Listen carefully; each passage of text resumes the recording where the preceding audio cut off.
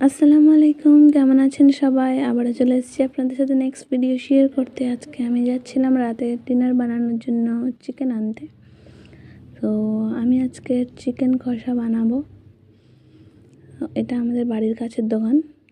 তো আমি এখান থেকে চিকেন নিয়ে বাড়ি চলে যাচ্ছিলাম। তো বাড়িতে গিয়ে আমি চিকেনটা প্রথমে ভালো করে ধুয়ে নেব, বেছে নিয়ে ভালো করে ধুয়ে নেব 2-3 বার। ভালো করে ধুয়ে নেওয়ার পরে তারপর আমি কড়াইতে তেল দিয়ে দেবো। কড়াইতে তেল দেওয়ার পরে আমি কিছু আলু ভেজে নেব, কারণ আমি চিকেনের সাথে আলু দিতে ভালো লাগে, আমার আলু দিলে চিকেনের সাথে।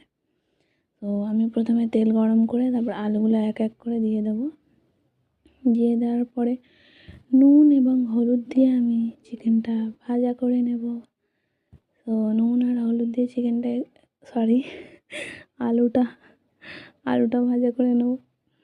আলুটা ভাজার পরে আলুটা লাল লাল হয়ে গেলে আমি তুলে নেব।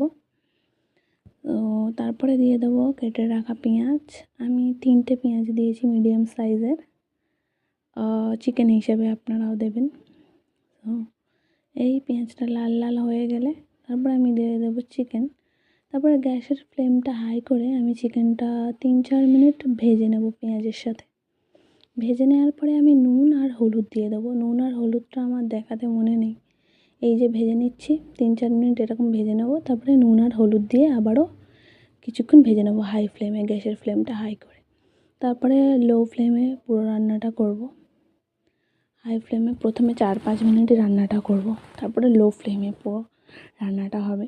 এরকম করে রান্না করলে খেতেও খুব সুন্দর লাগে আর চিকেনটাও খুব সফট হয়। তারপরে এই আদা রসুন দিয়ে দিলাম। আদা রসুন দিয়ে আবারও নেড়ে নেব।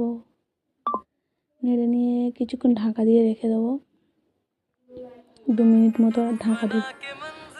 2 মিনিট মতো ঢাকা দেওয়ার পরে এবারে এই টমেটো দিলাম খুলে। টমেটো দেওয়ার পরে আবারও নেড়ে নেবো কিছুক্ষণ।